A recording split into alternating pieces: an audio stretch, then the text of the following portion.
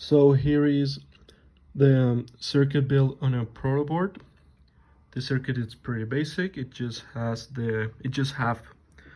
the microcontroller, the PIC, with an XT oscillator. Here is the LCD and the keypad.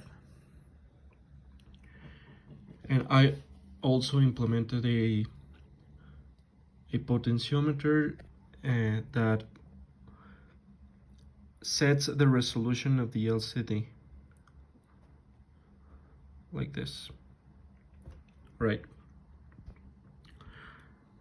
Right now the LCD is just showing like the menu, let's call it like that. It's just the beginning of the program.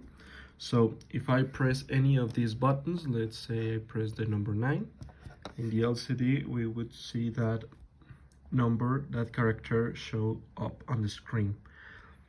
That goes for every single character.